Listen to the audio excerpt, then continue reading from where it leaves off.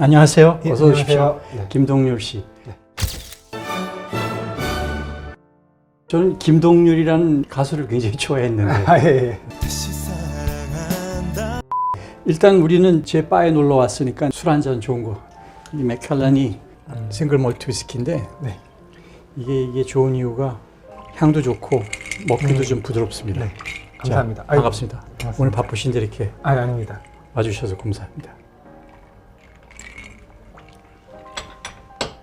어떻게 하다가 패션 디자인에 관심을 가지게 됐어요? 그 어렸을 때 꿈인가요? 그림 그리는 걸 사실 좋아했어요. 어릴 때부터. 미대 가려고? 예. 예. 디자인이나 미대를 가고 싶은데 고민을 하다가 패션 일러스터라는 그런 쪽 일에 흥미를 가져서 많이 매력이 오더라고요. 그래서 그때부터 이제 옷에 정말 초점을 맞추게 된 것 같아요. 이 패션이라는 건 또 트렌드가 있잖아요. 네, 그렇죠. 그래서 올해는 무슨 색깔이 뭐 유행할 거다. 예. 또 뭐 올해는 어떤 형태의 그 디자인이 유행할 거다. 그거는 무시하나요?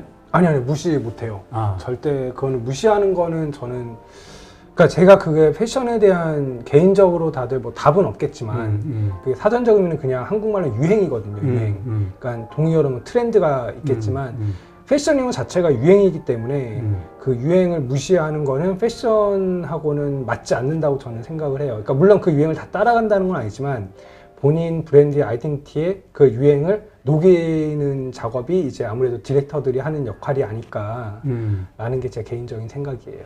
제가 1984년에 네. 파리의 주재원으로 갔어요. 예. 근데 그때 이제 제가 하는 일이 ju로 패션쇼를 가는 거였고, 그리고 그 라이선싱 계약을 맺어야 되는 거였는데, 네네네. 문제는 그 당시에 프랑스에서 한국을 바라보는 한국은 패션이라는 F자도 모르는 그쵸. 나라라고 생각하는 때였거든요. 니네가 이걸 우리가 디자인을 줘도 이해를 못할 거다. 그래서 니네하고 그런 걸 갖다 그 라이선싱 서로 계약은 못하고 그냥 액세서리나 해라. 스카프, 우산 뭐 이런 거. 우산, 혁대, 예. 양말. 예. 정말 자존심 상하더라고요. 예, 그렇죠. 근데 그 당시만 해도 저도 하는 일이 보면은 그 해에 나왔던 그 유행하는 패션 옷들을 갖다가 이제 사가지고 보내주면 이제 그걸 카피하고 네. 또 뭐 이 디스플레이 같은 거 사진 찍어서 보내면 이제 또 카피하고 예. 그러던 시절입니다. 그렇죠. 1984년. 그렇죠. 지금의 한국의 패션은 산업은 어느 정도입니까? 어디까지 왔습니까? 사실 아직까지 뭐 냉정하게 얘기하면 상위권에 있다고 보기는 힘들 것 같아요. 그게 이제 근데 그게 굳이 한국이라서가 아니라 제가 이제 일을 해오다 보니까 느낀 점은 뭐냐면 저희 쪽에 하는 일이 그 의식주의 의가 아니고 그러니까 1차 산업이 아니기 때문에 이건 사실은 약간 경영적인 부분도 포함이 되는 부분인데 저희와 같은 일을 하는 업종이 그 나라 내수 시장에서 어느 정도 자리를 잡기 위해서는 중요한 요소들이 몇 가지가 있다고 하더라고요. 네. 그중 첫 번째가 인구인데 인구가 1억을 기준으로 본대요. 네네. 1억 기준이 됐을 때 저희 쪽 산업들이 약간 좀 더 자리를 만들어 나가기 편한 그런 환경이 된다고 하더라고요. 그러니까 저희 쪽은 말 그대로 1억 인구가 있다고 해서 1억이 다 입는 옷이 아니라 그중에 보통 퍼센테이지로 가는데 그 몇 프로라는 그 인구가 저희를 어떻게 보면 먹여 살려야 되는 건데 그 인구를 최소 인원을 1억으로 보는 게 현재 상황이거든요. 그러니까 나라가 인구가 적다 보니 아직 그 저희 쪽 사람들이 더 이제 그러니까 물론 요즘에 흔히들 말하는 게 요즘에 뭐 수출도 하고 외국으로도 많이 나가지 않냐라고 얘기하지만 저와 더 많이 아시겠지만 당연히 그 기본적으로 어떤 사업이든 어떤 산업이든 간에 그 내수에서 자리를 못 잡으면 나갈 수가 없어요. 무조건 외국에서 아무리 잘 된다 그래도 정말 특수 케이스 빼고는 내수에서 자리를 못 잡으면 무너지는 게 당연한 결과이기 때문에 그런 부분들이 좀 큰 것 같아요. 그래서 이제 저희가 상위권까지 치고 올라가는데 조금은 어려운 것 같아요. 그러니까 사실 저도 이제 뉴욕에서도 공부를 했었고 했는데 아마 공감하시는 분들이 많이 계실 거예요. 이 얘기를 하면 외국 나가서 공부해보면 대부분 상위권에 무조건 한국인들이 다 있어요. 무조건 디자인 쪽은 한국인들이 정말 너무 잘하고 손기술도 너무 좋고 하기 때문에 그 따라오질 못해요. 외국 애들이. 그런 경우 정말 많아요. 그래서 그런 와중에도 한국인 디자이너가 크게 이렇게 각광받기가 어려운 부분은 그런 부분도 분명히 있는 것 같아요. 아무래도 내수가 튼튼하지 못한. 근데 그 이제 또 그렇게 얘기하시면은 또 이제 그 약간 의문점이 드는 게 뭐 프랑스도 인구가 우리하고 비슷하고 이태리도 우리하고 인구가 비슷하거든요. 5, 6천만. 1억이 안 돼요, 거기도. 6천만. 뭐한 이태리도 마찬가지. 근데 물론 거기는 이제 오래된 그 산업, 그쵸. 그 오래 자리를 잡았고 그 오래 세월이 역사가 있으니까 역사와 그리고 세계적인 그 중심지가 될 수 있었던 이유는 정확하게는 뭔지 모르겠지만 하여튼 문화의 중심이 됐고 패션의 중심이 됐고 보면 뭐 밀란 그다음에 뭐 파리 그다음에 뉴욕이잖아요. 근데 또 한편으로 보면은 그 당시에도 한국은 못 그랬지만 일본 디자이너 중에 세계적인 디자이너들은 키웠단 말이에요. 켄존이 뭐, 네, 그렇죠. 또 그 외에도 세계적인 수준의. 많죠. 한국은 그렇게 세계적인 수준의 그 디자이너는 없는 것 같아요, 아직은. 그게 이제 방금 되게 좋은 말씀하셨는데 그 파리라든지 이런 나라들은 애초에 그 패션 시장을 시작할 때 내수 자체를 그 나라 자체로 본 게 아닌 거죠. 그 당시만 해도 이제 엄청난 힘이 있는 나라들이었고 당연히 그 나라에서 하는 것들을 그 속국들이 이제 그거를 할 수밖에 없는, 그래서 그 인구 자체를 그 나라 하나로 한정을 짓지가 않았던 상황이라고 보여져요, 제 생각엔. 그러다 보니까 이제 그거 자체가 애초에 그래서 패션이라는 것 자체가 이제 자리를 잡기 시작하는 시대가 됐을 때 애초에 그 나라의 옷들이 그 나라의 옷만의 것이 아니었던 개념이 되는 거죠. 그러니까 일본 같은 경우 1억이 넘고 그러다 보니까 이제 그런 매니아층부터 시작해서 여러 가지 형성이 될 수가 있는 환경이 되고 이제 근데 영국이라든지 프랑스나 이런 나라들은 딱 그 패션이라는 그런 옷을 막 뿌리기 시작하는 그 시대에 가장 센 나라였거든요. 그러다 보니까 이제 그 나라만의 옷이 아니었던 거죠. 어떻게 보면 그 내수라는 게 그 나라 자체를 볼 수가 없었던 상황이었던 것 같아요. 예.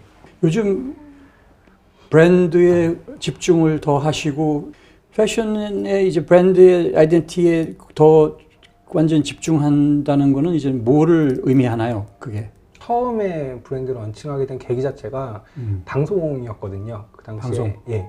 서바이벌 프로그램인데. 서바이벌. 거기에 나가신 거예요? 디자이너로? 예. 그래서 제가 그때 대학교 4학년 때였는데 운 좋게 거기서 이제 최종 8인까지 선정이 돼서 이제 서울 컬렉션이랑 같이 더불어서 쇼도 하고 그렇게 되는 계기로 시작을 하게 되다 보니 이제 방송이랑 연관이 있다 보니 처음에 이제 그 잡지랑 방송이랑을 좀 어느 정도 계속 했었는데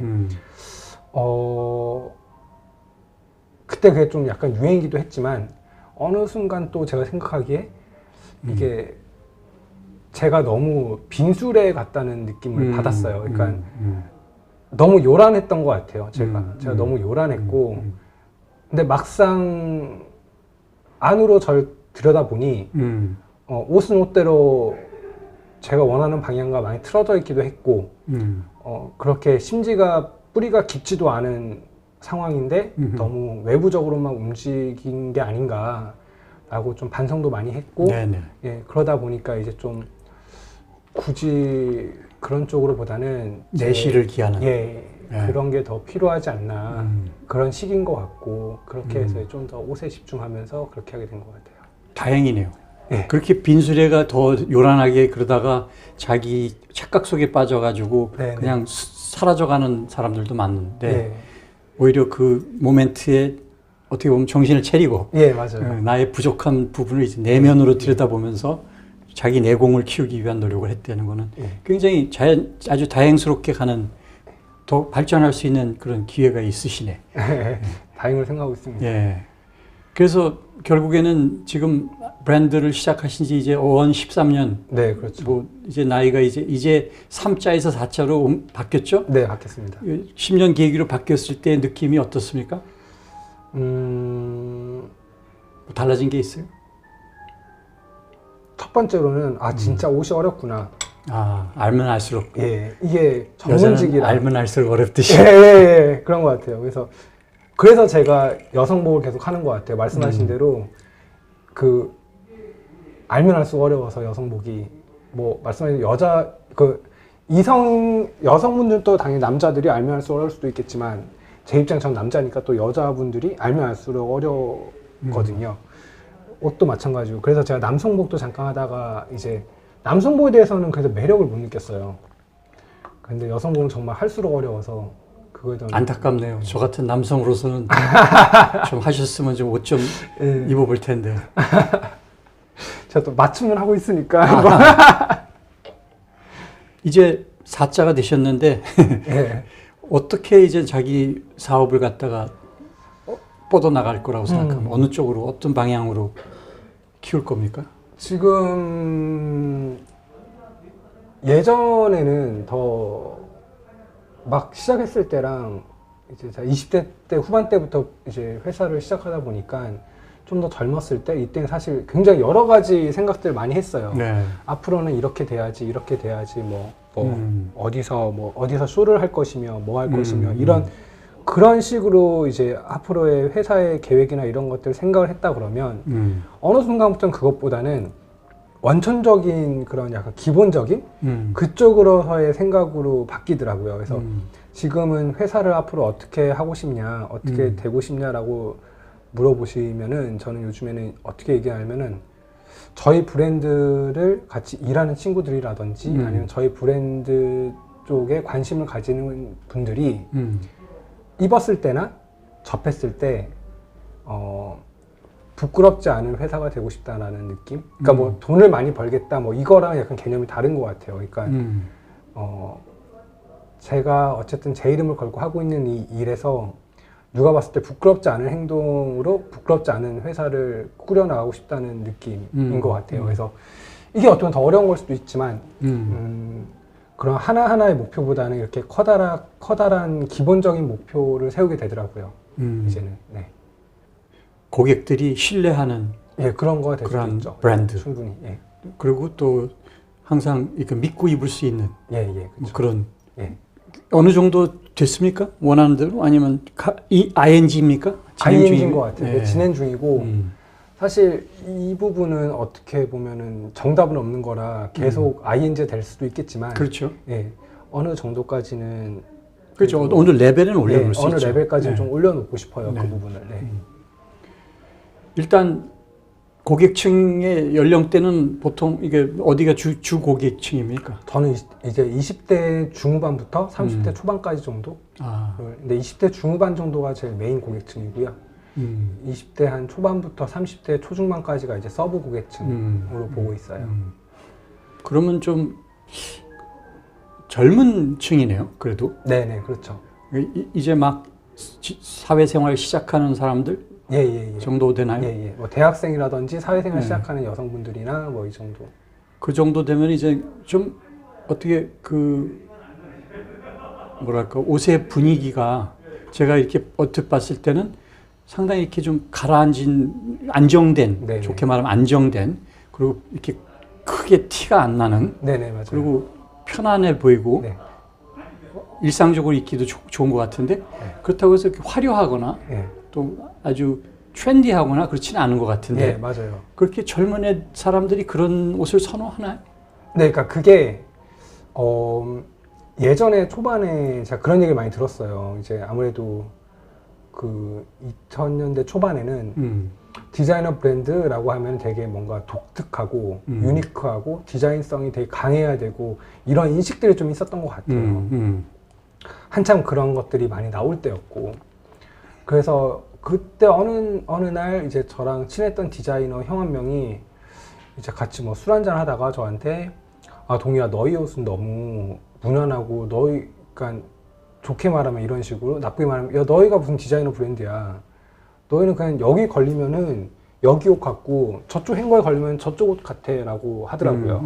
제가 그래서 저는 근데 그 말 딱 들었을 때 그 형한테 뭐라 그랬냐면 형 너무 잘 봤어 그게 우리 브랜드 아이덴티티야 라고 했어요. 저는 이제 편안하게 정말 부담 없이 입을 수 있는 그런 옷을 하고 싶다는 게 저희 회사의 아이덴티티고 기본적으로 되게 모던하면서 트렌드를 트렌드에 약간 발 맞춰 나가면서 뭐 저희가 뭐 그 정도 느낌으로 되게 모던하게 편하게 입을 수 있는 브랜드를 추구하고 있기 때문에 그게 맞는 방향이었다고 저는 생각을 해요. 그래서 너무 튀지도 않고. 예. 저는 그 유행에 따르지 않는다는 얘기도 될 수 있어요. 어떻게 보면. 예, 그러니까 그 유행을 완전 따라가진 않고요. 그러니까 물론 유행을 안 따라가면 안 돼요. 그거는 패션이라는 거에서 역행하는 거기 때문에 당연히 유행을 따라가는데 예를 들어 그렇다고 어떤 게 유행한다 해서 그대로 계속 왔다 갔다 하면 그거는 이제 브랜드 아이덴티티가 없다고 느껴지는 거고 그 브랜드에서 그 유행에서 같이 믹스할 수 있을 만한 그런 소스들을 같이 적당하게 소스를 잘 버무리는 게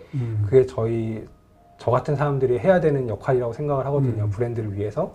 그래서 그 정도로 저는 이제 유행은 이제 믹스를 좀 하는 편이고요. 좀 오래 입을 수 있는 거네요. 네네. 그래서 지금 제가 안 그래도 데님 컬렉션 라인도 디렉팅을 하고 있는데 세컨드 레터라는 그 데님 원단부터 시작해서 제일 그러니까 예전에 리바이스에서 프리미엄 진을 보여줬을 때 프리미엄 진 라인에 썼던 콘밀이라는 데님 원단이 있어요. 콘밀 회사 그런 원단으로 만들고 뭐 이런 식으로 최대한 이제 제가 할 수 있는 범위 안에서는 이제 좋은 쪽으로 이제 만들려고 노력을 하고 있어요. 예. 그 가격대는 중저가인가요? 아니면 좀 중가 정도인 중가. 거라고 보면 될 것 중가. 같아요. 예. 처음에는 굉장히 고가였어요. 고가였고. 예, 맨 처음에 이게 시대의 흐름인 것 같은데 제가 처음 시작했던 2008년도 그때는 디자이너 브랜드라 그러면은 당연히 고가 최고의 원단에 최고의 봉제로 한 장 한 장 말 그대로 한 장 한 장 꼬매는 예, 저도 그래서 그 당시에는 이제 안감에다 실크를 썼고요. 예, 이제 티셔츠를 만들어도 실크가 포함된 원단으로 티셔츠를 만들었고 모든 재단과 봉제를 한 사람이 했어요. 한 장 한 장 가위 재단해서 만들었었는데 그래서 그때는 이제 코트가 보통 100만 원 다 넘었고 그렇게 근데 그거에 맞는 퀄리티로 당연히 제작을 했었는데 이게 시대의 흐름인 것 같아요. 지금 이제 디자이너 브랜드라 그러면은 합리적인 가격에 좀 더 나은 퀄리티와 그런 쪽으로 많이 생각을 하시게 되는 시대다 보니 요즘은 패스트 패션이 예. 그렇죠. 주종이죠, 사실은. 그렇죠. SPA가 주종이죠. SPA죠. 예. 거기에 이제 문제가 또 있어요. 그러니까 뭐 유행이라는 게 하도 바뀌니까 빨리 입고 실증이 나니까 뭐 가격이 저렴하다 보니까 뭐 몇 번 입고선 시즌이 바뀌면 또 그 진짜 한 시즌 옷을 갖다가 옛날에 디자이너 옷 한 벌 사는 돈 액수하고 같으니까 거의. 네, 그렇죠. 그래서 이제 아무래도 디자이너들도 좀 거기에 맞출 수밖에 없는 그런 추세인가요? 그런 것도 있고요. 그 다음에 방송이나 이런 데서 디자이너들이나 이런 것들이 많이 나왔어요.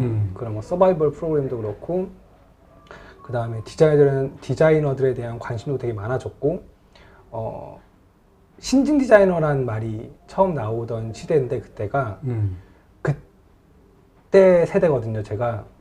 그러다 보니까 많은 대중들이 관심을 가지고 접하고 싶어 하다 보니 그분들을 만족시켜주기 위해서 가격이 내려가기 시작했고 더 많은 분들한테 입혀드려야 된다는 그런 생각도 있었을 거고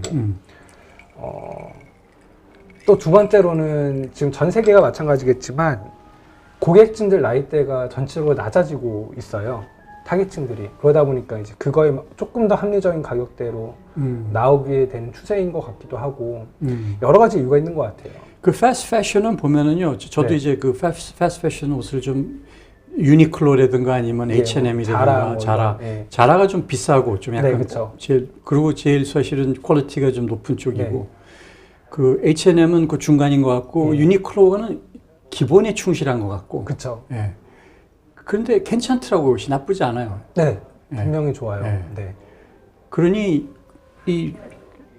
너무 진짜 아예 뭐 세계적인 브랜드면 또 모르지만 그거는 이제 또 그거는 자기의 그 위치를 지키기 위한 노력을 하겠죠. 계속해서 그 고가 정책을 계속 쓰고 있으니까 거기서 디스카운트는 하는 경우는 많이 못 봤으니까. 그렇죠. 그러나 이제 그 중간에 있는 어중간한 그렇게까지 세계적인 브랜드가 아닌 경우에는 좀 어려움이 있겠죠. 네, 많이 있죠. 네. 어떻게 보면은 지금 같은 시대, 뭐 코로나나 이런 시대에도 그렇고, 경제가 힘들고 막 살기 힘든 시대 같은 경우에도 말씀하신 대로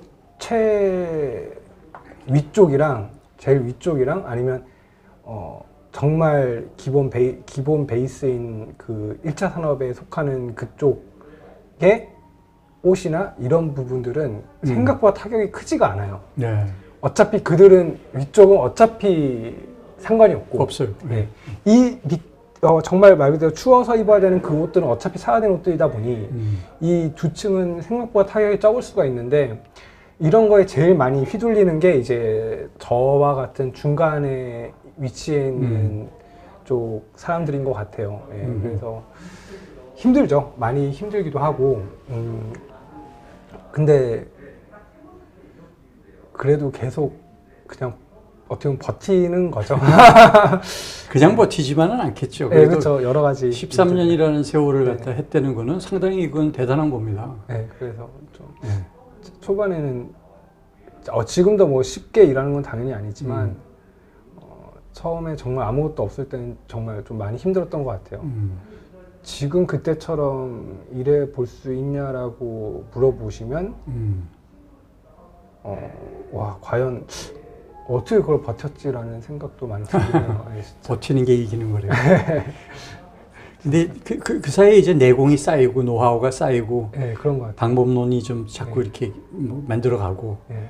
이제 그런 의미에서 이제 제가 그 말씀드리는 게 이제 앞으로 미래에 대한 비전이 뭔지에 대해서 여쭤본 건데 이제 그렇게 나서 얘기할 때면 어떻게 대답하시겠어요? 이게 미래에 대한 비전. 그냥 남들보다 더 열심히 해야 되는 것 같고 단순하게 버티는 게 아니라 정말 제가 그런 생각을 하거든요. 사실 그러니까 왜 사람들이 흔히 평등하다고들 얘기를 하잖아요. 누구나 평등하다. 평등한 거 아닙니다. 예, 그렇죠. 근데 막 사람들은 다들 얘기하는 모든 사람들이 평등하고 그 말은 결국에 쉽게 말해서 뭐 원빈이랑 저랑 평등하고 그건 말이 안 되잖아요. 예, 그 말이 안 되잖아요. 근데 그거가 나올 수 있는 그 뿌리가 뭐였을까를 생각해 본 적이 있는데 제가 혼자 판단하기에는 모든 인간들이 평등한 거는 딱 한 가지밖에 없는 것 같아요. 그게 이제 저는 시간이라고 생각을 해요. 네. 하루 24시간이라는 그 시간 자체는 저나 대통령님이나 맞아요. 뭐 S급 뭐 배우들이나 다 똑같아요. 24시간. 정말 그건 평등한 거거든요. 그럼 그 시간을 어떻게 활용하고 어떻게 쓰냐가 그 사람의 모든 걸 어떻게 보면은 만들어 주는 게 아닐까. 그리고 그 시간이란 건 제가 뭐 어떻게 보면 적게 산 거는 아니다 보니 아직 지금 어떻게 보면 많이 산 것도 아니지만 조금 일해보고 살아보다 보니 그 시간이라는 게 이자가 있더라고요. 그러니까 제가 그 시간을 한번 허투루 쓰고 좀 날려버리면 그 다음에 그 시간을 다시 보상받으려면은 곱하기 2라는 그런 곱하기 2면 당연히 거의 제곱으로 올라가는 그 이자들이 붙더라고요. 시간이 더. 그래서 제가 생각하는 거는 그 시간을 잘 올바르게 활용해서 정말 열심히 해야지 버틸 수 있구나 이 파도에서 라는 생각을 많이 하고 있고 저도 그래서 계속해서 더 열심히 살아야겠구나 생각을 하고 있고요. 지금도 이제 방송이 잘 안 나오고 제가 왼쪽 여기 핏줄이 다 터져 있어요. 계속 야근하다 보니까 이제 눈에 핏줄이 다 터진 건데 그렇게 해야지 이제 버틸 수 있지 않을까라고 생각이 많이 하고 있고 그렇죠. 네. 근데 네. 몸으로만 때우면 안 되고요. 그렇죠. 여러 가지 정중동 내공 쌓는 거는 이제 네. 꼭 몸으로 생각 없이 막 달려가는 사람보다는 좀 생각하는 게 중요하죠. 그래서 어떻게 달려가고 어떤 식으로 가면은 효율적으로 갈 수 있고 이런 건 항상 생각하시면서 하겠죠. 당연히. 또 많은 분들이 도와주세요. 그런 쪽에서도 많이 도와주시고. 그런 게 운이라는 거예요. 운이 참 좋은 거죠. 그런 거 결국은 운을 따를 자가 없어요. 운 좋은 사람을 이길 수가 없어요.